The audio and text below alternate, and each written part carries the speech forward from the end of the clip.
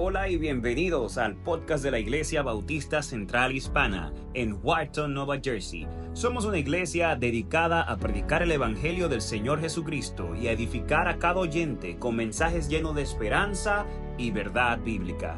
Nos alegra que estés aquí y esperamos que este tiempo sea de bendición para tu vida. El episodio de hoy está basado en Juan capítulo 9, verso 1 al verso 12, titulado Aquel hombre que se llama Jesús. Acompáñanos. Versículos del 1 al 12. El Evangelio según Juan, capítulo 9, versículos del 1 al 12.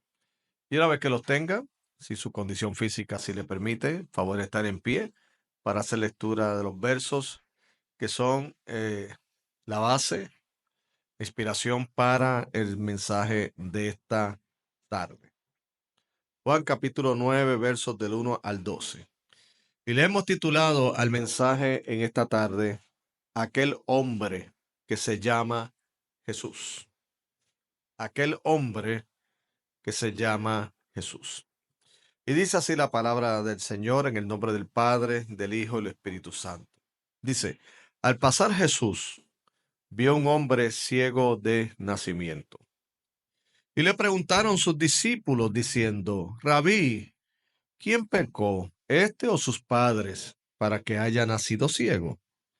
Respondió Jesús, no es que pecó éste ni sus padres, sino para que las obras de Dios se manifiesten en él. Me es necesario hacer las obras del que me envió, entre tanto que el día dura. La noche viene cuando nadie puede trabajar.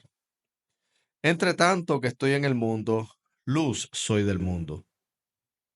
Dicho esto, escupió en tierra e hizo lodo con la saliva y untó con el lodo los ojos del ciego. Y le dijo, ve a lavarte en el estanque de Siloé, que traducido es enviado.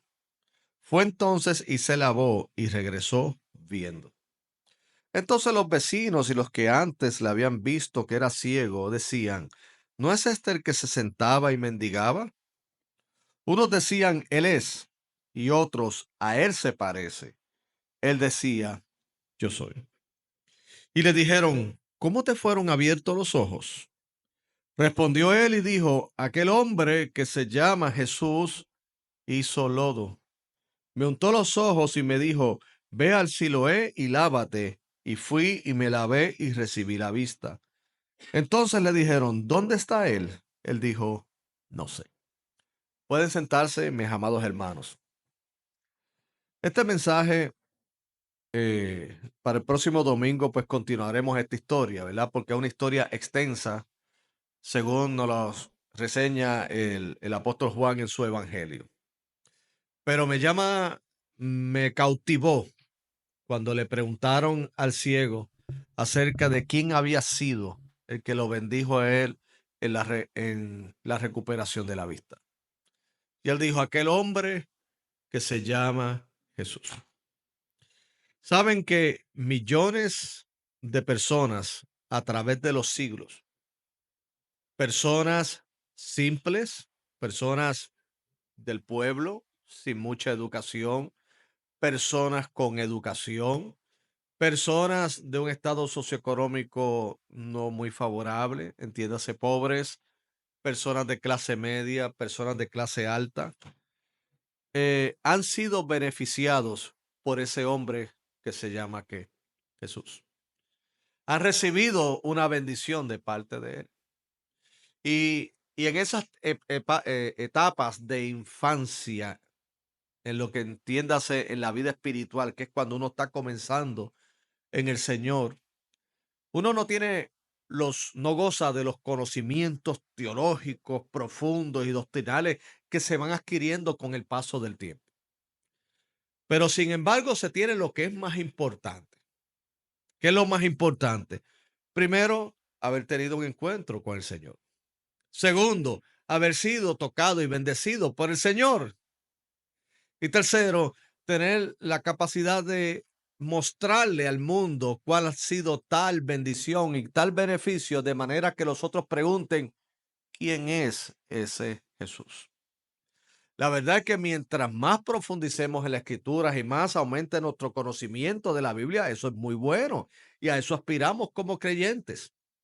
Pero lo que quiero resaltar en esta tarde es que personas simples y así como tú y yo entramos en este camino de la vida cristiana, si se nos preguntaba en ese momento cuál había sido la causa de tu cambio, porque ellos podían percibir que ya tú no eras la misma persona.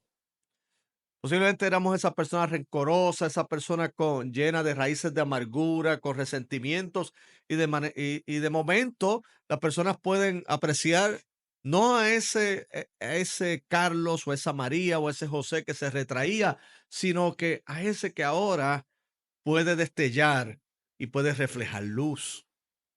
Antes lo que reflejaba era tristeza, lo que reflejaba era amargura, pero ahora puede reflejar luz. Sus ojos se ven diferentes. Claro, en el caso de la historia que tenemos ante nosotros hoy, pues es un caso de ceguera literal. Este hombre lo describe Juan como alguien que fue un ciego de nacimiento. Nosotros pues gozamos, los que estamos aquí presentes, de la vista, la tenemos saludable, podemos ver, aunque a pesar de que algunos ya necesitamos unos lentes para poder ver mejor, pero no gozamos de una ceguera grande que nos impida. Pero espiritualmente hablando, sí estábamos todos ciegos. Sí, estuvimos un tiempo que aunque viendo no veíamos, y mira qué paradójico, porque allí traigo el ejemplo de un personaje del Antiguo Testamento que tuvo una experiencia muy particular y fue Eliseo con su siervo Giesi. Él viendo no veía, y es que tuvieron una situación donde los sitiaron un gran ejército, los rodearon muchas personas, muchos soldados que estaban buscando la cabeza de ellos. Y obviamente el siervo del profeta se sintió desesperado, se sintió en ansiedad y dijo, bueno, ¿y qué va a pasar ahora? Pero sin embargo, el profeta veía algo que el siervo no podía ver. Y es que el profeta veía, y de nuevo voy con otra paradoja, veía lo que no se veía con los ojos físicos. En la epístola a los Hebreos dice en el capítulo 11 que Moisés se sostuvo como viendo al invisible, no temiendo a la ira de qué, del faraón. De nuevo la paradoja, ¿cómo tú ves lo que no ves? Pues claro, lo ves a través de que de la fe. En este caso, Moisés estaba muy convencido, muy seguro de quién era Dios, puesto que le había llamado, y también de la actividad de Dios, pese aunque sus ojos físicos no lo veían. Pero es que aun aunque hayan cosas que se nos escapan a nuestra vista física, son tan reales como las que vemos. Y allí, en el caso del profeta, le oró a Dios y le dijo, Señor, ábrele los ojos a él para que vea que son más los que están con nosotros que los que están con ellos. Y Dios le abrió los ojos al siervo del profeta y vio un gran ejército, pero no en contra de ellos, sino a favor de ellos, que superaba en número y en fuerza al ejército opositor. Entonces, Dios le dio la vista de poder ver. Él veía físicamente, pero no tenía la capacidad de ver espiritualmente las bendiciones y la protección de qué, de Dios.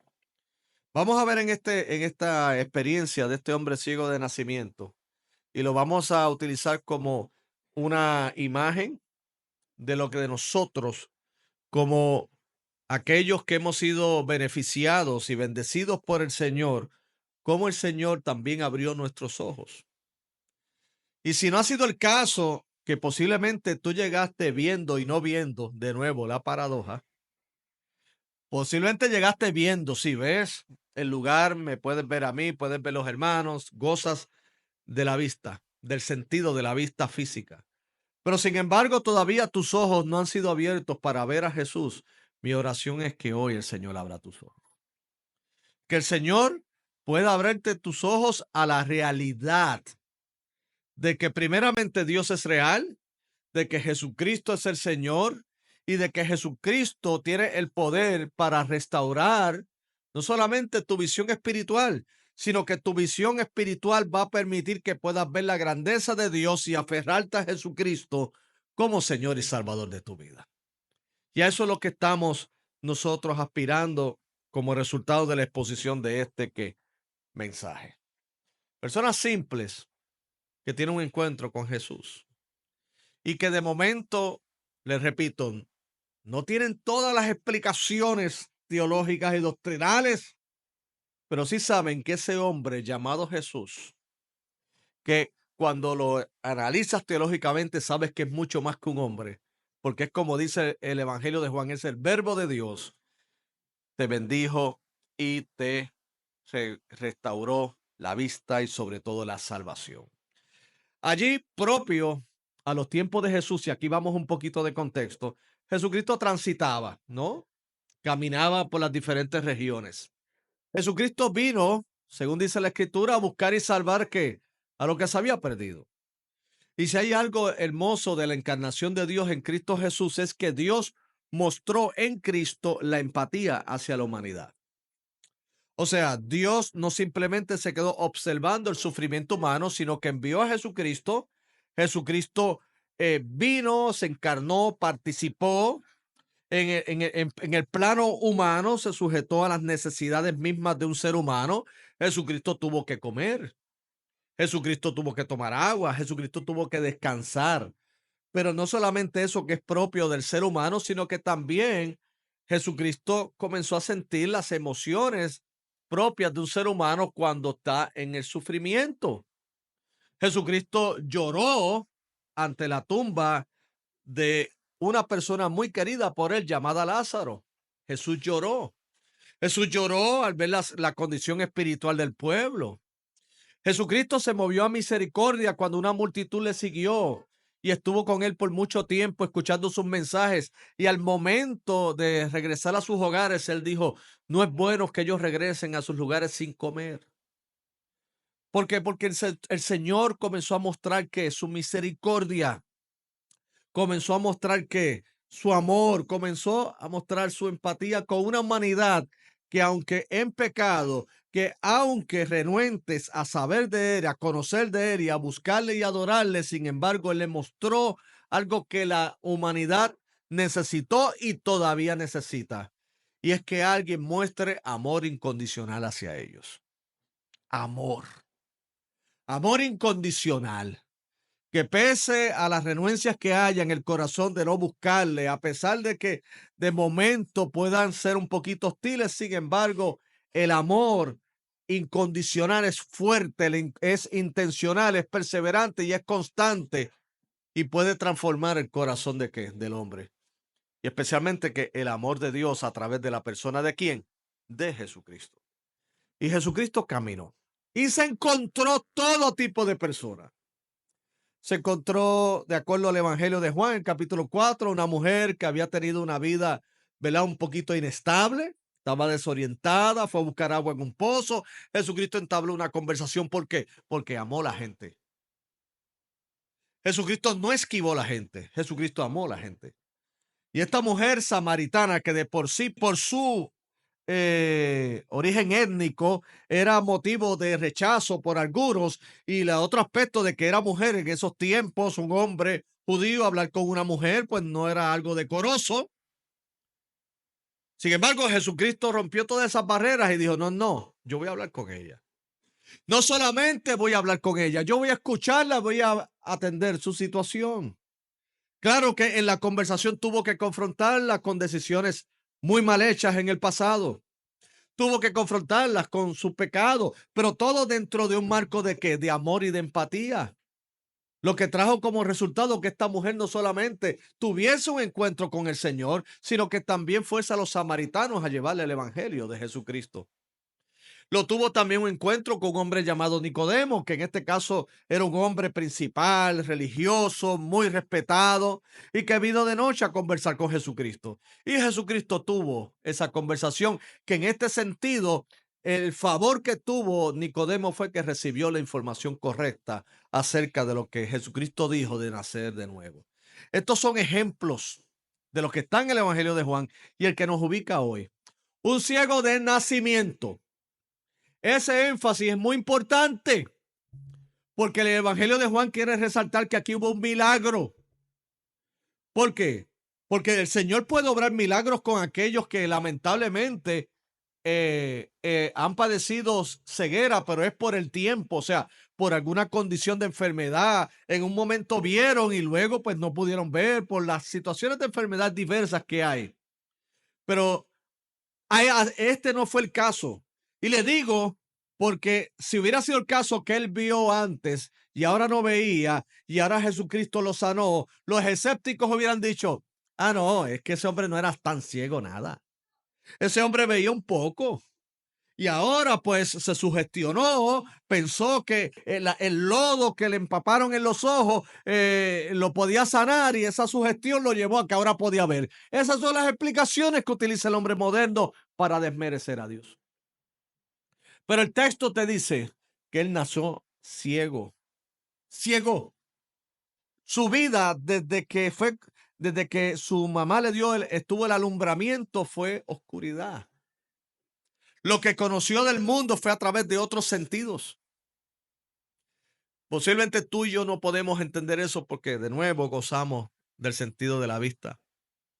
Pero aquellos que han nacido en oscuridad, que su mundo solo ha sido oscuro y que solo lo saben a través de los sentidos del tacto, del oído, de otras formas, tienen una percepción del mundo y de la vida diferente. No pueden apreciar la belleza de las cosas a través del sentido de la vista, sino que solamente las pueden apreciar a través de lo que escuchan, a través de lo que perciben, a través de lo que tocan. Y este hombre ciego de nacimiento, que valga la aclaración, aquí no dice el texto que este hombre pidió sanidad. Hay otros casos de ciegos en las escrituras donde son los ciegos los que dicen, Señor, ten misericordia de mí. Y le solicitan a Jesucristo que los sane. Y Jesucristo los sana. Pero en este caso aquí no. Este hombre, Jesucristo lo encontró en el camino. Y era un ciego de nacimiento. Del cual sus discípulos inmediatamente le hacen una pregunta teológica. ¿Y cuál es esa pregunta teológica? La pregunta es, Rabí, ¿quién pecó, este o sus padres, para que haya nacido ciego?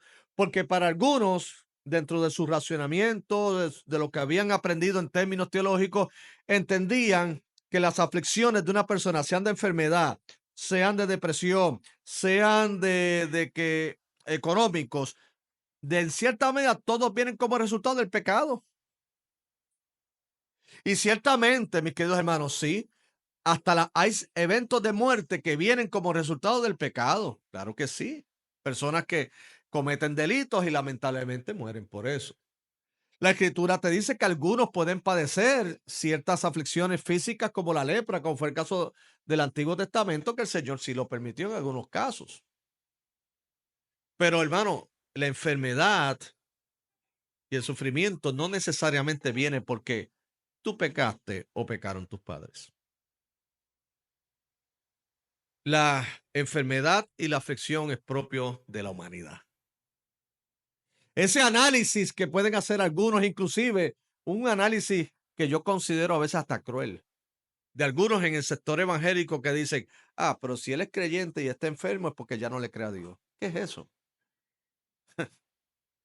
Esos son los mismos que cuando luego le dan una gripe se tienen que esconder. Se tienen que esconder porque como ellos enjuiciaron, como ellos concluyeron que aquel que estaba enfermo era porque había pecado y cuando ellos se enferman, entonces se tienen que esconder hasta que se recuperen. Hermanos, aún los justos se enferman. Aún los justos pueden sufrir aflicciones y no necesariamente como resultado de actos pecaminosos. Y el caso de este hombre, claro que tuvo que haber pecado, claro que sí, ¿por qué? Porque de acuerdo a las escrituras, todos nacemos en pecado. Seamos judíos, seamos griegos, todos nacemos en pecado. La universalidad del pecado que habla Pablo en Romanos capítulo 3. Él estaba separado de Dios Pero él no era ciego porque pecaron sus padres o porque él pecó.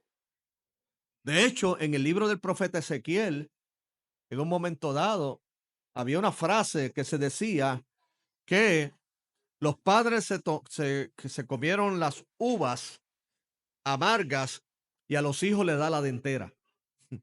Y es una frase que tiene que ver con que si los hijos tienen problemas es porque sus padres ¿qué? Pecaron. La verdad es que malas decisiones y acciones pecaminosas de padres pueden afectar hijos, pero cada cual es responsable de qué? De su pecado. Y especialmente padres que han hecho sufrir más a sus hijos, esos alcanzarán mayor reprimenda de parte de quién? De Dios. Pero este hombre, Jesucristo les quería, yo creo, veo aquí una doble bendición. Primero, el aclararle a los discípulos que las condiciones de enfermedad y de sufrimiento del ser humano no vienen necesariamente como consecuencia del pecado de los padres o de él. Y segundo, quería mostrar la misericordia, la gracia y su poder ante este hombre que estaba ciego de qué? De nacimiento. El mismo Jesús le respondió, no es que pecó este ni sus padres, sino para qué? Para que las obras de Dios se manifiesten en quién? En él. Y dijo, me es necesario hacer las obras del que me envió, entre tanto que el día dura. La noche viene cuando nadie puede trabajar. Entre tanto que estoy en el mundo, luz soy de qué? Del mundo. Y precisamente luz es lo que venía a llevar a qué? A este hombre que estaba ciego de nacimiento. Y como usted puede apreciar en la lectura, el Señor utilizó una situación muy espectacular para devolver la vida, la vista. Escupió en tierra, hizo lodo con la saliva. Y algunos han cuestionado y han dicho, pero ¿y eso? Eso se ve muy excéntrico, muy... Hermano, aquí lo importante, primero, él no fue sano por la tierra y el lodo y que le escupió. Es el poder de Dios. Sí que utilizó ese medio, como en el Antiguo Testamento el Señor mismo le dijo a un general que era un hombre, lo describe un hombre de gran poder y autoridad, pero sin embargo era leproso. Y dice la Escritura que este hombre leproso pidió al profeta que viniese para que Dios lo sanara. Y este hombre se sorprendió de la solución que le prescribió ese profeta, porque le dijo, el Señor me dice que te vayas al río y te tires 7 veces de espalda y entonces vas a ser sano de tu lepra. Y él le dijo, pero ¿cómo es que yo me tire en ese río que está sucio? Segundo, o sea, yo pensé que usted lo que iba a hacer era que iba a levantar las manos al cielo, iba a elevar una oración y me iba a sanar. Pero yo tirarme de espalda ahí. Y el profeta le dijo, bueno, pues si no lo hace, quédate jascándote. Yo te puedo conseguir lija. O como dice en inglés, sandpaper. ¿Ok? Pero tanto era el dolor y el sufrimiento de esa enfermedad que él accedió, lo hizo y luego su piel quedó restaurada. No todos los casos Dios pidió eso. O sea, esa no era la fórmula para librarse de la lepra, tirarse en el río. En este caso, la cura de la ceguera no es la tierra, es la obediencia y el poder de Dios.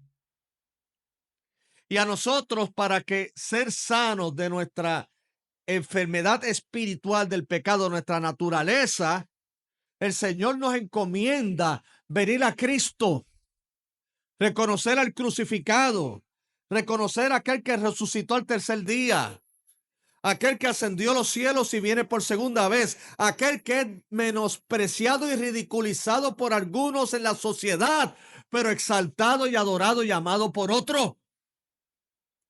Dios nos pide que miremos a quién, a Jesucristo como el autor y consumador de nuestra fe. Por lo tanto, la tierra y el lodo y la saliva no nos puede distraer de lo que realmente fue importante de esta historia, que es entonces cuando él le dice, y le dijo, ve a lavarte en el estanque de Siloé, que traducido es enviado. Fue entonces y se lavó y regresó viendo. ¿Vieron la obediencia? ¿Vieron? Él le dijo, mira, ahora límpiate allá. Y él fue. Usted sabe, antes de entrar a los puntos principales de nuestra enseñanza en esta tarde, ¿cómo usted va a recuperar? ¿Cómo usted va a ser reconciliado con el Señor? ¿Cómo usted va a poder ver la luz del mundo que es Cristo Jesús? En obediencia. ¿Pero en obediencia a qué? En obediencia al mandato de Dios que dice, cree en el Señor Jesucristo y será salvo. Ese es el mandato. El mandato no es a que vamos a recuperar o vamos a reconciliar nuestra vida con Dios a la manera nuestra, como nosotros entendemos que las cosas deben hacerse, sino a la manera de Dios. El que tiene al Hijo tiene al Padre, y el que rehúsa creer en el Hijo no tiene que al Padre. A algunos les resulta escandaloso que la manera que Dios ha escogido salvar a las personas a través de un crucificado. Lo ven como algo absurdo. Le buscan el análisis de todo. Dicen, ¿cómo es posible que las personas se salven viendo a un hijo que fue maltratado por el padre? Así lo ven. Muy dramáticos ellos. Ellos dicen, un padre que envía a su hijo a morir en la cruz por otros, eso es algo grotesco. Claro, si lo ves de ese punto de vista meramente humano, que está prejuiciado y con un bias de no buscar del Señor. Pero ahí lo que estamos viendo, el que no escatimó a su propio hijo, sino que lo entregó por todos nosotros, ¿cómo no nos dará también con él todas las cosas? Entregó lo más valioso. Jesucristo se entregó, el santo a morir, ¿qué? Por los pecadores, el justo por los injustos, para que pudiese reconciliarse con Dios. Es el acto de amor más grande de la historia de la humanidad y no habrá otro semejante que a ese. Y allí, este hombre fue, se lavó y vio. Aquí voy a hacer una nota al calce, ¿no? Vamos a hacer unos paréntesis porque ¿cómo será alguien que nunca ha visto y de momento ve? Primero debe ser glorioso. Pero hay veces que como está el mundo, a veces es mejor estar ciego.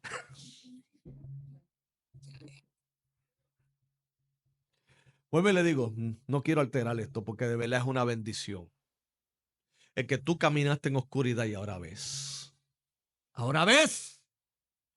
Lo que antes solamente percibías por el olfato, ese olor agradable de las plantas, y ahora ves las plantas, que no solamente tienen un buen aroma, sino que son hermosas. Puedes apreciar la creación de Dios, puedes apreciar a tus familiares, ver sus rostros, y puedes ver tu rostro. Él se tocaba, y yo creo que él decía, yo soy bello. Cuando se vio, dijo, soy más bello de lo que pensaba. Puede apreciar todas las demás cosas. Toda una vida en oscuridad y ahora viene a ver qué, la luz. Entonces, aquellos que estuvieron alrededor de él, la pregunta es, ¿y cómo fue eso? ¿Cómo te fueron abiertos los ojos? Qué bueno que las personas hagan esa pregunta. Qué bueno que tú y yo tengamos un encuentro con Jesús de tal magnitud que los demás digan, ¿qué fue lo que te pasó? Yo le pido a Dios que ese sea el caso de nosotros. Que los que nos vieron cómo éramos antes y ahora nos ven y dicen, ¿qué fue lo que te pasó? No es que simplemente te cambiaste el peinado, no es eso, es algo cosmético. No es que sencillamente ahora cambiaste tu forma de vestir. No, no, no. Hay algo mucho más profundo. Es cómo eres ahora, cómo eres. No cómo luces externamente, sino cómo eres. El endemoniado gadareno estaba echando voces en los sepulcros, estaba asustando a la gente, él se lastimaba con las piedras y luego de haber tenido un encuentro con Jesús, estaba sentado, vestido y en su cabal juicio y la gente se asustó. ¿Por qué? Porque vio un dramático cambio. Aquí vieron el dramático cambio de este hombre y le preguntaron, ¿cómo te fueron abiertos los ojos? Posiblemente la pregunta no iba dirigida a quién lo hizo, sino qué fue lo que tomaste.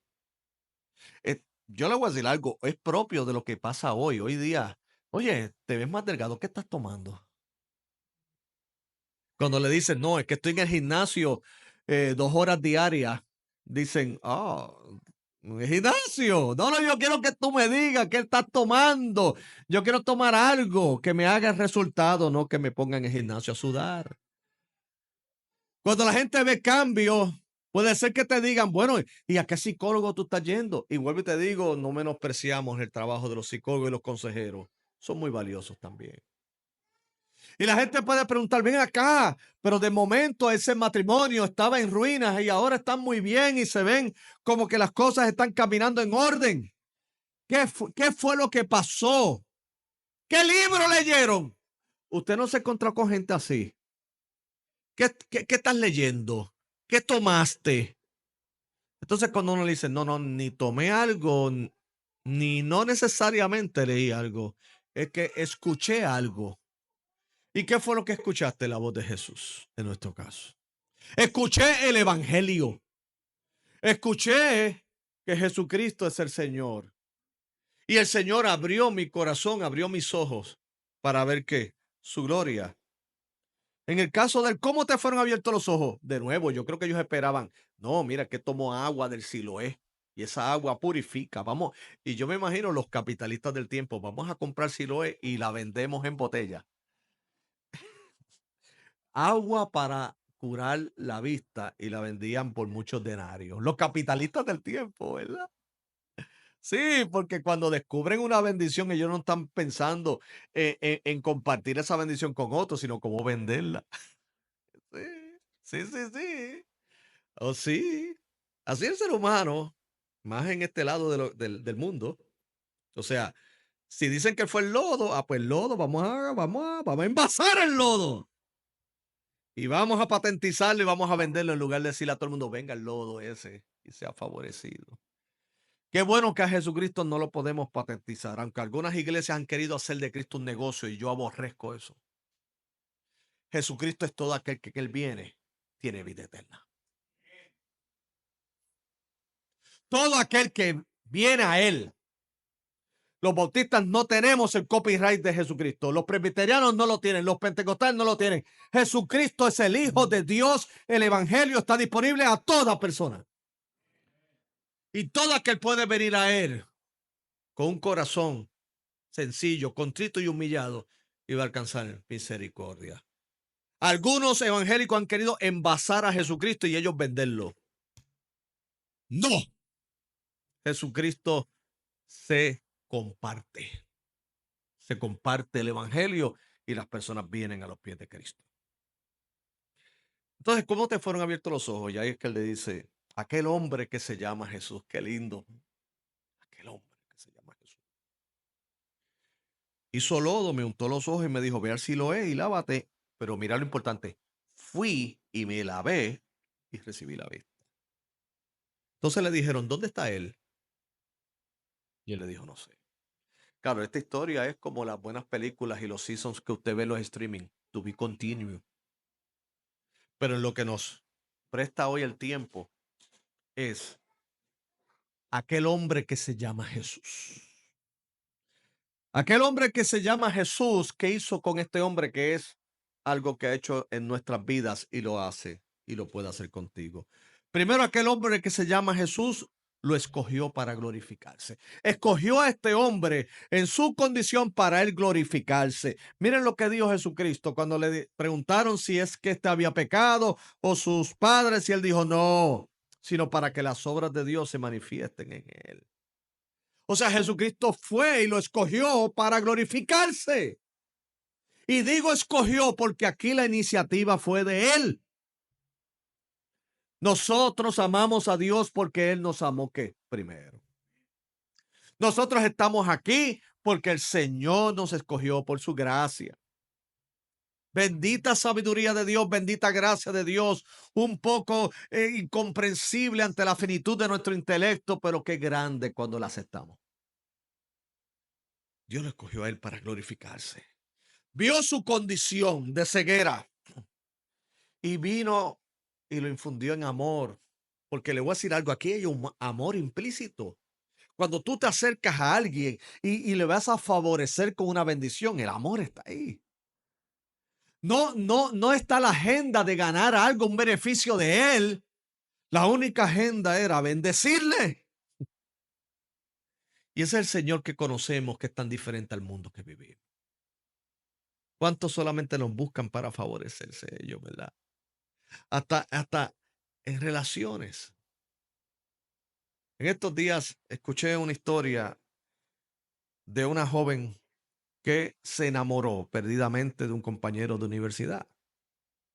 Y el muchacho le respondió y ella estaba, olvídese, ella estaba en las nubes. ¡Qué lindo es el amor! Ya, y lo dije, mire, pronuncié amor, no dije amor. ¿Ok? Se me está saliendo lo puertorriqueño de ya. Entonces, esta muchacha estaba caminando en las nubes, en el amor. Hasta que un día viene una compañera y le dice, tengo que hablar contigo. Y él dice, ¿qué pasó? Tengo que hablar de fulano. ¿Qué pasó? ¿Tiene otra? Le dijo, no. Es que él estaba en una reunión con mis hermanos y él dijo lo siguiente. Lo que me atrae de ella es que su papá es un cirujano muy respetado acá en los Estados Unidos y yo estoy estudiando medicina. Y yo creo que estando con ella yo puedo tener grandes oportunidades. Buscón. En mi país es un buscón. Usando los sentimientos de una muchacha para su beneficio. O sea, él no está diciendo estoy enamorado de ella, yo estoy enamorado del papá. Que es, si yo me caso con ella y yo estudio medicina, él tiene buena posición, él me va a ubicar. Esa será su única agenda. Tomando algo tan lindo y tan importante como es el amor y los sentimientos y los estaba usando para su provecho personal. Le rompió el corazón y la muchacha tentó suicidio. Gracias a Dios que no murió. ¿Por qué? Lo digo como un ejemplo de que algunos dicen que aman, pero detrás tienen una agenda. Inclusive algunos políticos, yo amo al pueblo, ¿qué amas tú? El pueblo. Algunos sí, el 90% no. Lo que quieren es caminar en corbata y esto, y estar en restaurantes buenos y las influencias. Nosotros necesitamos esto a Jesucristo, alguien que nos ama porque nos ama.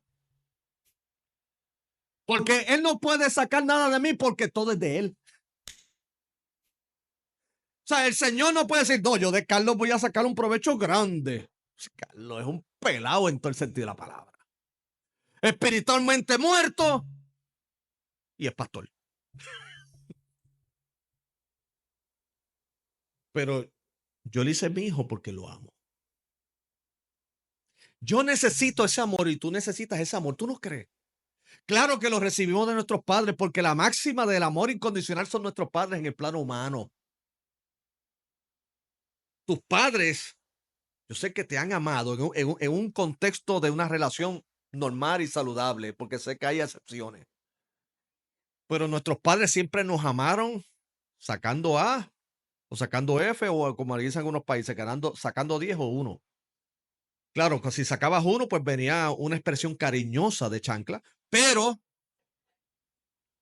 no quería decir que te rechazaron. Lo que te están diciendo es que yo quiero que tú eches hacia adelante y te amaron.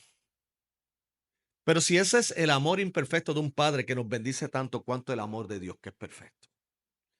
Dios escogió a este hombre para glorificarse. Para glorificarse. Lo segundo, de acuerdo a y vamos a la línea lógica, para glorificarse porque lo escogió por gracia. O sea, él no escogió a este hombre para sanarlo porque sencillamente él era el hijo de un gran líder no, él lo escogió por gracia. Él quiso, muchos ciegos habían en esos tiempos, algunos, como le dije, fueron sanados porque se lo pidieron a él y él se movió a misericordia, pero en este caso en particular, Cristo le echó el ojo al que no tenía vista y lo sanó. Yo te voy a decir algo, Cristo echó el ojo en ti. ¿Usted cree que es una buena noticia? Sí. Malo es que yo le diga, el diablo puso sus ojos en usted. Salga corriendo. Bueno, déjeme decirle que también sí ha puesto los ojos sobre usted. Pero más importante, ¿usted sabe por qué el diablo le pone el ojo a algunas personas? Porque Cristo primero se los puso a ellos.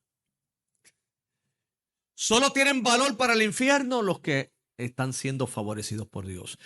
A las tinieblas no le interesa, al que ya está pensando de otra manera, que rechaza a Cristo, ese ni tocado es. Pero aquel que está mirando al crucificado, ese sí, porque es uno menos restado al mundo de las tinieblas para la luz. Pero sabe algo, no se me ponga triste, porque mayor es el que está con nosotros que el que está con ellos. Y si Dios ha puesto sus ojos sobre usted, el maligno no le tocará. Bendito sea su nombre. Lo escogió por gracia.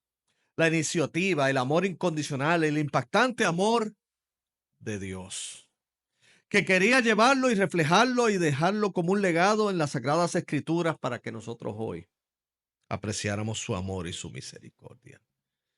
Pero no solamente eso, y con esto culminamos. No solamente lo escogió para glorificarse, lo escogió por gracia, sino lo escogió para devolverle la vista, para hacer un favor específico. O sea, a él le quiso recuperar la vista. Wow. Vamos a ver más adelante en otra exposición que a él le preguntaron, ¿y qué pasó? Y él dice, lo que yo sé es que antes no veía y ahora veo. Qué lindo, mis amados. Cuando hemos tenido una experiencia con Jesucristo, nos preguntarán qué fue lo que pasó y a lo mejor no lo podemos elaborar teológicamente también. Yo recuerdo la conversación de un niño que una vez le preguntaron, ¿tú sabes cómo tú llegaste a la casa de tus padres? O sea, cómo tú llegaste a este mundo? Ustedes saben que estaban las leyendas de las cigüeñas, esas cositas, esta historia tan. Y él le dijo, yo no sé, lo único que sé es que mis papás se quisieron mucho y salí yo. Mire qué simple, pero lo dijo todo.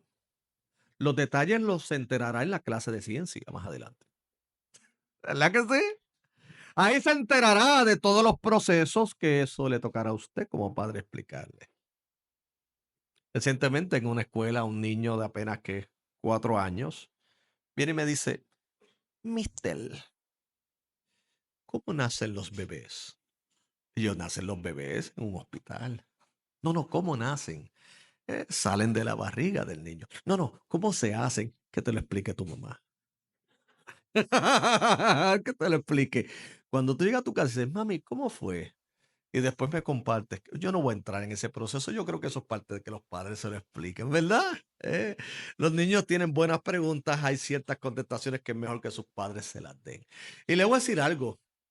¿Cómo usted llegó a Cristo? Porque usted escuchó el Evangelio, asintió a él, el Señor operó algo maravilloso en su corazón, usted vino.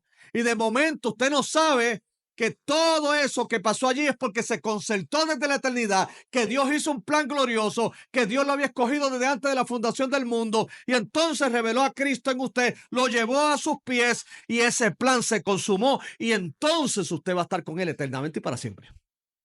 Usted va a entender luego que es que Cristo tuvo que morir a la cruz como sustituto suyo por sus pecados. Y va a entender que resucitó al tercer día porque venció la muerte. Y va a entender que ascendió a los cielos y vendrá por segunda vez a restaurar todas las cosas definitivamente. Pero en ese momento usted sabe lo que es más importante. Yo no veía y ahora veo. Yo estaba perdido y ahora me siento acompañado. Yo ahora siento el gozo del Señor. Y la culpa se me fue. Y me siento perdonado. Y el Señor ha transformado mi corazón que ahora al que yo engañé lo restituyo como hizo Zaqueo. Y a la esposa que ofendí le pido perdón. Y al esposo que ofendí también. Y los hijos que descuidé, les pido a ellos que me perdonen, que me ayuden a recuperar la relación. Y en el trabajo ya no hago más trampas ni hago ningún tipo de altimaña humana para salirme con la mía, sino que hago ahora las cosas con pureza de corazón. ¿Y quién hizo eso? Cristo. Y a su nombre, gloria. Entonces, termino esto. Aquel hombre que se llama Jesús te ha convocado aquí para glorificarse en tu vida. Ay, pastor, pero si usted supiera mi vida. No, no me la tienes que decir, Dios la sabe. Y aún sabiendo tu vida, te escogió para glorificación. Quiero que entienda que ante mis ojos humanos las cosas son muy limitadas. Ante los ojos de Dios nada. Ay, pero yo, Señor, yo estoy aquí pero es que yo he hecho, sí, sí, Él lo sabe eso ya. Pero ¿sabes lo que quiere? Que tú en obediencia vayas a Él y le digas, Señor, tú moriste por mí en la cruz del Calvario. Yo quiero que tú me salves, Señor. Y Señor, y temo que aún después de esta decisión o esta consagración contigo, puedo fallar, Señor. Pero Señor, yo te pido, mi Dios, que me recuperes la vista espiritual. Yo te pido que me ayudes, Señor. Yo quiero crecer en ti. Y la contestación del cielo va a ser, todo lo que el Padre me da vendrá a mí, y el que a mí viene, no le echo fuera.